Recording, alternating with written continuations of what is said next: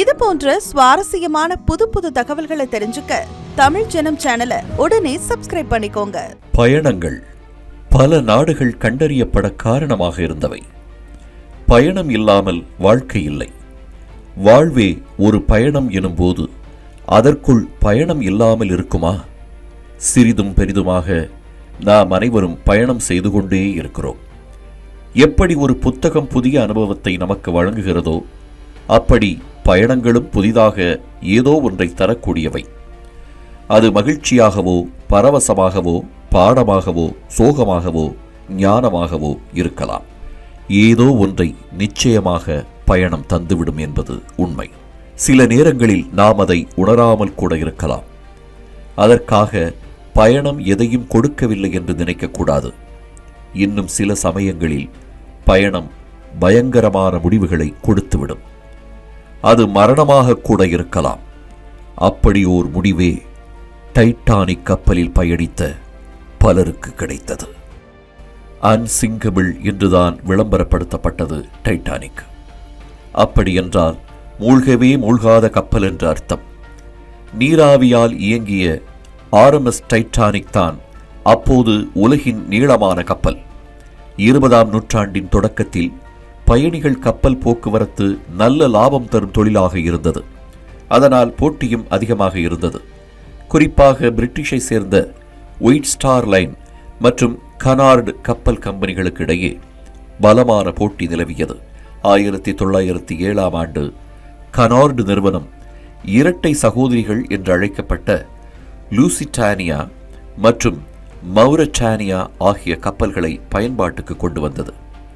அவை இரண்டும் தங்களது வேகத்துக்காக பயணிகளால் மிகவும் விரும்பப்பட்டன. அதனால் புதிய கப்பல்களை கட்ட வேண்டிய கட்டாயத்திற்கு ஒயிட் ஸ்டார் லைன் நிறுவனம் ஆளானது. வழக்கமாக தங்களுக்கு கப்பல்களை தயாரித்து கொடுக்கும் ஹார்லண்ட் அண்ட் ஒல்ஃப் நிறுவனத்தின் தலைவரை சந்தித்த ஒயிட் ஸ்டார் லைனின் சேர்மன் ஜே ப்ரூஸ் இஸ்மே புதிய திட்டம் பற்றி ஆலோசித்தார்.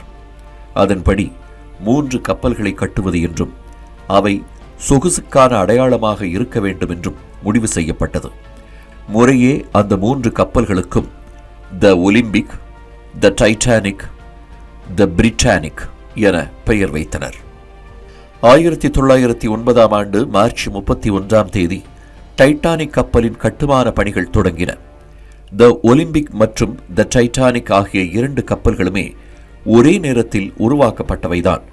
அதிலும் டைட்டானிக் பார்த்து பார்த்து பிரம்மாண்டமாக வடிவமைக்கப்பட்டது. உணவருந்துவதற்கு மிகப்பெரிய ஹால், சலூன், நீச்சல் குளம், உடற்பயிற்சி கூடம், நூலகம், ஸ்குவாஷ் ஆடுவதற்கான தனி இடம் என டைட்டானிக் கப்பலின் முதல் வகுப்பில் திரும்பிய பக்கமெல்லாம் பிரம்மாண்டம்தான். பிற கப்பல்களில் ஃபர்ஸ்ட் கிளாஸ் பயணிகளுக்கு என்னென்ன வசதிகள் தரப்பட்டதோ அவற்றை 2ஆம் வகுப்பில் செல்வோருக்கு டைட்டானிக் வழங்கியது என்றால் அதன் ஃபர்ஸ்ட் கிளாஸ் எப்படி இருக்கும் என்பதை எண்ணி பாருங்கள். மிகப்பெரிய பொறியாளர் குழு மற்றும் ஆயிரக்கணக்கான தொழிலாளர்களின் உழைப்பில் 882.9 அடி நீளம் மற்றும் 92.6 அடி அகலத்தில் உருவாக்கப்பட்டது டைட்டானிக்.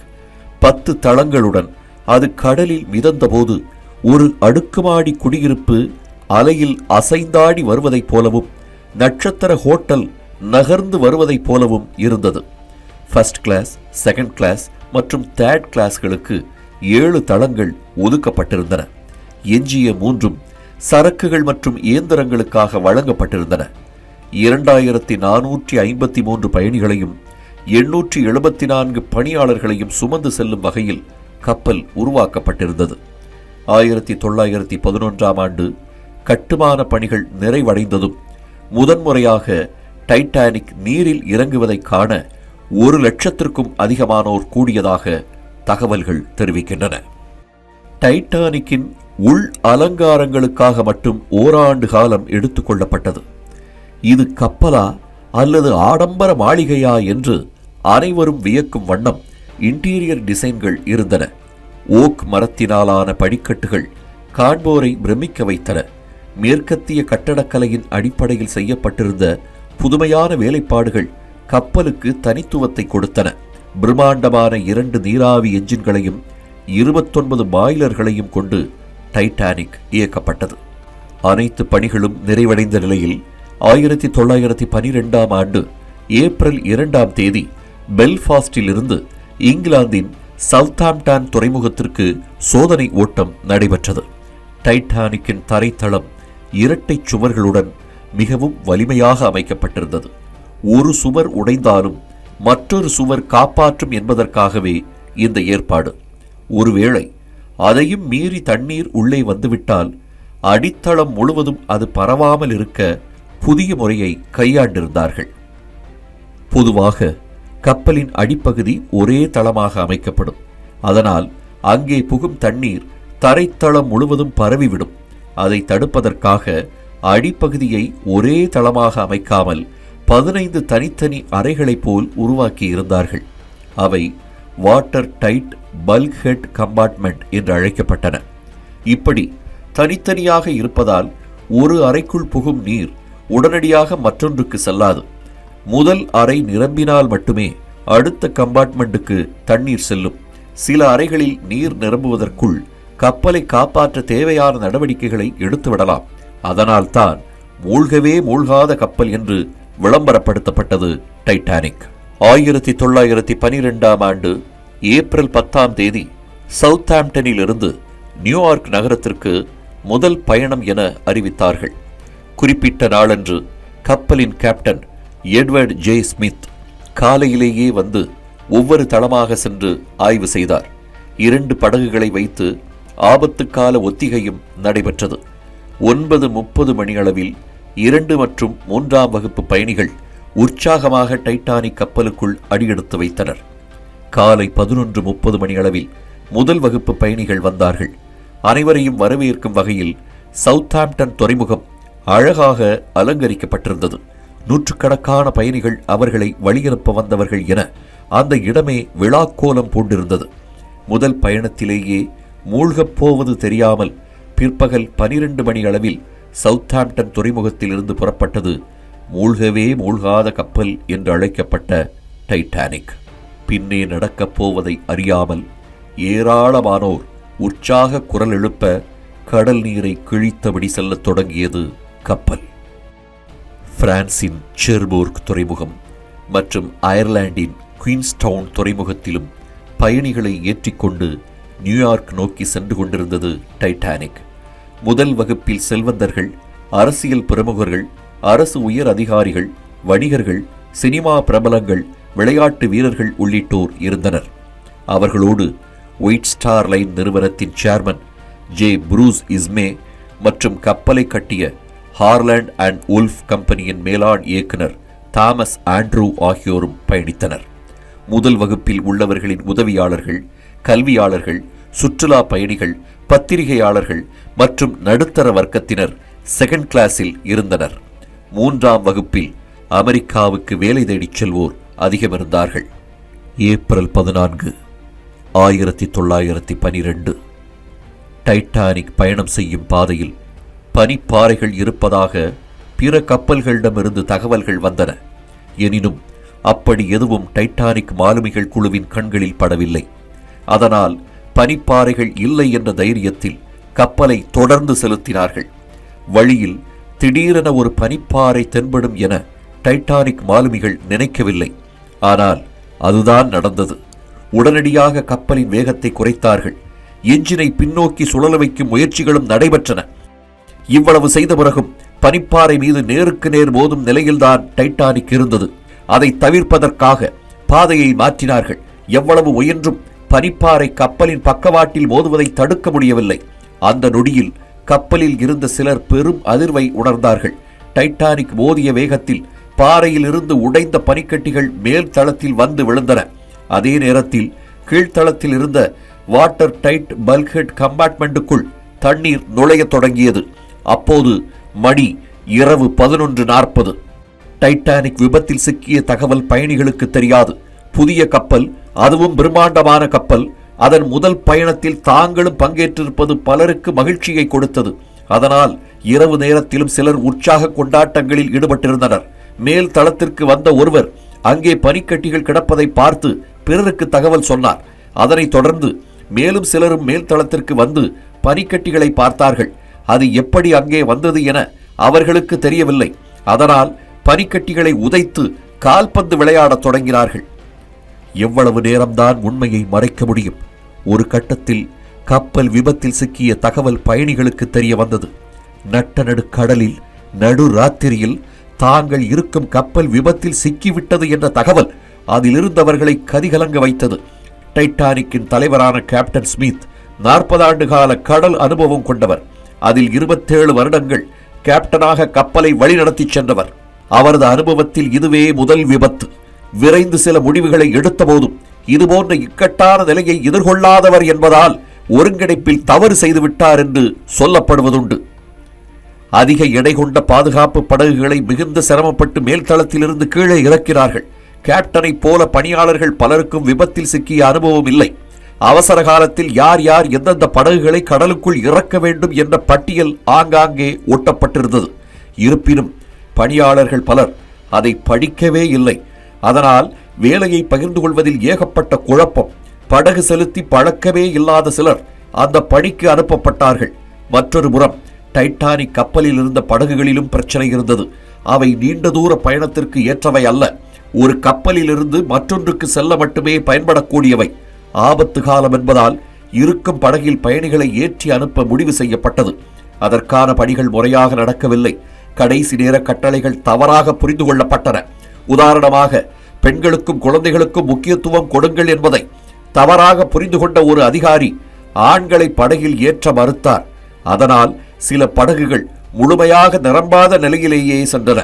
இப்படி பல்வேறு குளறுபடிகளால் பெருமளவு தண்ணீர் உள்ளே புகுந்து டைட்டானிக் மூழ்கத் தொடங்கிய போது ஏராளமான பயணிகள் கப்பலிலேயே இருந்தார்கள்.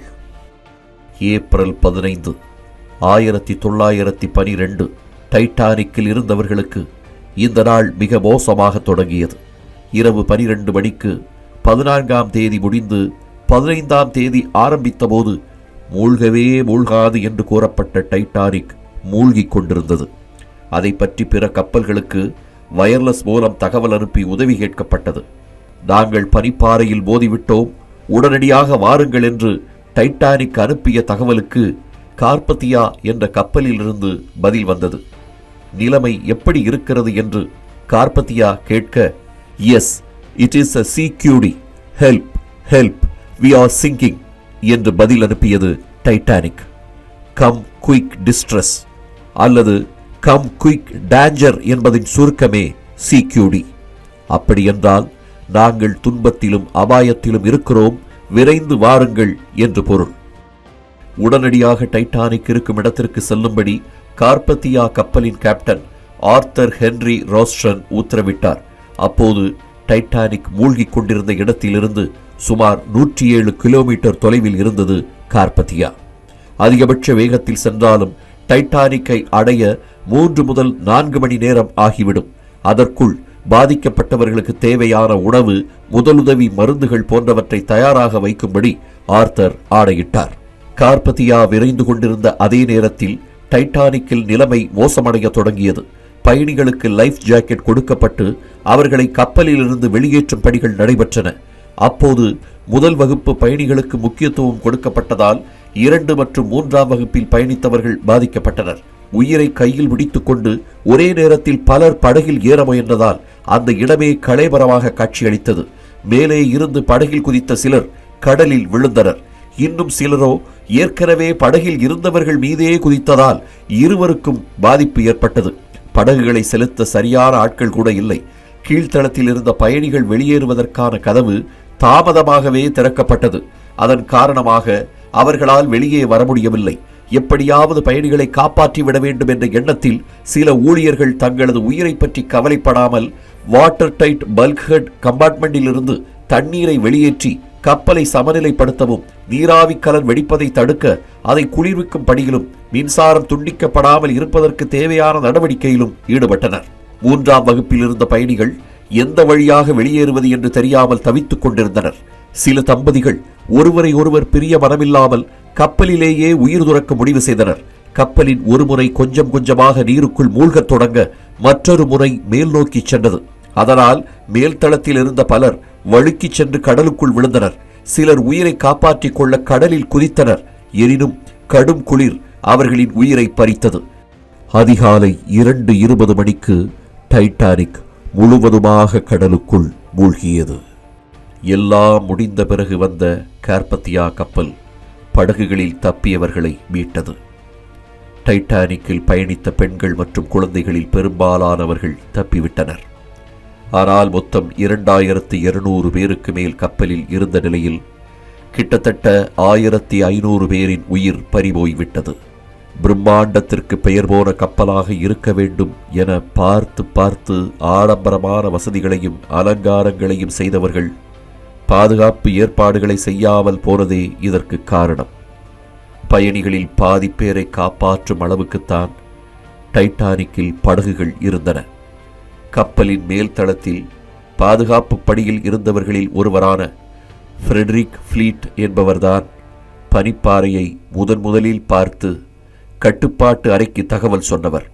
எங்களிடம் ஒரு பைனாக்குலரை கொடுத்திருந்தால் பனிப்பாறையை முன்பே கவனித்திருப்போம், இந்த விபத்தே நடந்திருக்காது என்று இறுதி வரை சொல்லிக் கொண்டிருந்தார்கள் மேல்தளத்தில் பணியிலிருந்த ஃப்ரெட்ரிக் ஃப்ளீட்டும் ரெஜினால்டு லீயும்.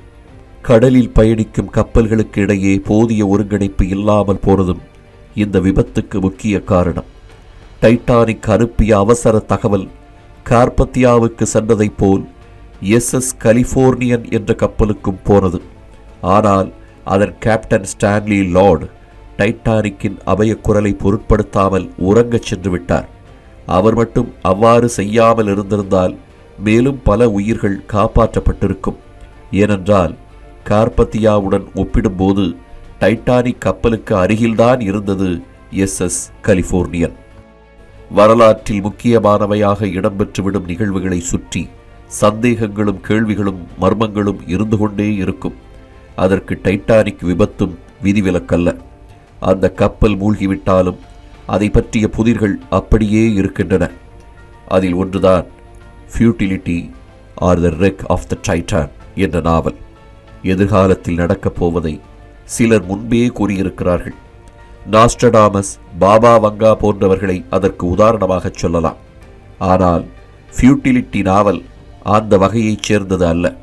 எனினும் டைட்டானிக் விபத்திற்கும் இதற்கும் நிறைய தொடர்பு உண்டு. 1912ஆம் ஆண்டு ஏப்ரல் 15ஆம் தேதி கடலில் மூழ்கியது டைட்டானிக். அது நடப்பதற்கு 14 ஆண்டுகளுக்கு முன்பு வெளிவந்தது மார்கன் ராபர்ட்ஸ்டன் எழுதிய ஃபியூட்டிலிட்டி நாவல். அதன் நாயகன் ஜான் ரொனால்டு அமெரிக்க கப்பற்படை அதிகாரி. மிதமிஞ்சிய மதுப்பழக்கத்தால் அரசு பணியை இழக்கும் ஜான் டைட்டன் என்ற கப்பலில் வேலைக்கு சேர்கிறார். ஓர் இரவில் பனிப்பாறையில் மோதி விபத்துக்குள்ளாகிறது அந்த கப்பல். அப்போது ஓர் இளம் பெண்ணை காப்பாற்றுவதற்காக அவரோடு சேர்ந்து கடலில் குதிக்கிறார் ஜான். பின்னர் இருவரும் பயணிகள் கப்பல் ஒன்றில் தஞ்சமடைகிறார்கள். ஆனால் தமது மகளை கடத்திவிட்டதாக அந்த இளம்பெண்ணின் தாய் புகார் அளிக்க ஜான் கைது செய்யப்படுகிறார். வழக்கை விசாரித்த நீதிபதி ஜான் மீது தவறில்லை என்பதை அறிந்து அவரை விடுதலை செய்வதாக அந்த கதை செல்லும். சரி, இப்போது நாவலில் வரும் டைட்டருக்கும் டைட்டானிக் கப்பலுக்கும் உள்ள தொடர்பை பார்க்கலாம். எப்படி ஏப்ரல் மாதத்தில் ஒரு நள்ளிரவில் டைட்டானிக் விபத்தில் சிக்கியதோ அதேபோல் டைட்டனும் ஏப்ரல் மாத இரவில்தான் விபத்தை சந்திக்கும். கதையிலும் சரி நிஜத்திலும் சரி அதிகப்படியான உயிரிழப்புக்கு போதிய அளவு லைஃப் போட்டுகள் இல்லாததே காரணம். எப்படி டைட்டானிக் மூழ்கவே மூழ்காத கப்பல் என்று விளம்பரம் செய்யப்பட்டதோ அதேபோல் கதையில் டைட்டனும் மூழ்கவே மூழ்காத கப்பல் என்றே விளம்பரப்படுத்தப்படும். நாவலில் வரும் டைட்டன் கப்பல் நியூ ஃபவுண்ட்லேண்ட் என்னுமிடத்திலிருந்து 400 மைல் தொலைவில் வடக்கு அட்லாண்டிக் கடலில் பனிப்பாறையில் மோதி விபத்தில் சிக்கும். அதேதான் டைட்டானிக் கப்பலுக்கும் நடந்தது. இப்படி பல்வேறு ஒற்றுமைகள் இருந்ததால் பிற்காலத்தில் கப்பல் விபத்து நடக்கப் போவதை முன்பே யூகித்து மார்கன் ராபர்ட்சன் நாவலை எழுதியிருப்பதாக சிலர் கூறினார்கள். ஆனால் அதற்கு மறுப்பு தெரிவித்த மார்கன் கப்பல் கட்டுமானத்தில் தமக்கிருந்த ஞானத்தை வைத்தே நாவலை எழுதியதாக தெரிவித்தார். அவர் அப்படி சொன்னாலும் டைட்டனுக்கும் டைட்டானிக் கப்பலுக்கும் உள்ள தொடர்பு இன்று வரை புதிராகவே இருக்கிறது. டைட்டானிக் கப்பலை பற்றி மட்டுமல்ல, டைட்டானிக் திரைப்படத்தை பற்றியும் சில விவாதங்கள் நடைபெற்றுள்ளன. பிரம்மாண்டமான திரையாக்கத்திற்கும் காதலை அழகாக வெளிப்படுத்திய காட்சி மொழிக்கும் பெயர் போனது ஜேம்ஸ் காமரூன் இயக்கத்தில் 1997ஆம் ஆண்டு வெளியான டைட்டானிக் திரைப்படம். அதில் நாயகன் வெள்ளை இனத்தைச் சேர்ந்தவராக வருவார். ஆனால் உண்மையிலேயே அந்த கதாபாத்திரத்திற்கு சொந்தக்காரர் கருப்பினத்தைச் சேர்ந்த ஜோசப் பிலிப் லெமார்சியர் லெரோச்சே. பிரெஞ்சு தந்தைக்கும் ஹைதி நாட்டு கருப்பின பெண்ணுக்கும் பிறந்தவர். பொறியாளரான அவர் பிரான்சில் பணிபுரிந்த போது அந்நாட்டைச் சேர்ந்த வெள்ளையின பெண்ணை காதலித்து மணந்து கொண்டார். இந்த தம்பதிக்கு 2 பெண் குழந்தைகள். 3ஆவதாக மனைவி கருவுற்ற பிறகு இனப்பாகுபாடு அதிகமுள்ள பிரான்சில் இருந்து தமது தாயின் நாடான ஹைதிக்கு சென்றுவிட ஜோசப் விரும்பினார். அதற்காக லா பிரான்ஸ் என்ற கப்பலில் டிக்கெட் எடுத்து கொடுத்தது ஹைதியில் இருந்த அவரது குடும்பம். ஆனால் அந்த கப்பலில் குழந்தைகளுக்கு கட்டுப்பாடு விதிக்கப்பட்டதால் முதல் வகுப்பு டிக்கெட்டை டைட்டானிக்கில் பயணிக்கவிருந்த நண்பர்களிடம் கொடுத்துவிட்டு அவர்களிடமிருந்து செகண்ட் கிளாஸ் டிக்கெட்டை வாங்கி கொண்டார் ஜோசப். ஏப்ரல் 10ஆம் தேதி டைட்டானிக்கில் குடும்பத்துடன் ஏறிய பிறகு இதற்கு பிரான்சே பரவாயில்லை என்று எண்ணும் அளவிற்கு இன வெறியை சந்தித்தார். இதில் முக்கியமான மற்றொரு செய்தி என்னவென்றால், ஜோசப் தான் டைட்டானிக்கில் சென்ற ஒரே கருப்பின பயணி. முன்பதிவு செய்யும் போதே வெள்ளை இனத்தவர்களுக்கு மட்டும் டிக்கெட் வழங்கியதாக ஒயிட் ஸ்டார் லைன் நிறுவனம் மீது புகார் எழுந்த நிலையில் பின்னாட்களில் தங்களது செயல்பாடுகளுக்காக மன்னிப்பு கோரியது அந்த கம்பெனி. டைட்டானிக் விபத்தில் சிக்கியதும் பெரும்பாடுபட்டு மனைவியையும் குழந்தைகளையும் படகில் ஏற்றி அனுப்பிவிட்டார் ஜோசப். பிறகு மற்ற பயணிகளை காப்பாற்றும் முயற்சியில் ஈடுபட்ட அவரால் இறுதி வரை தப்ப முடியவில்லை என்பது பெரும் சோகம்.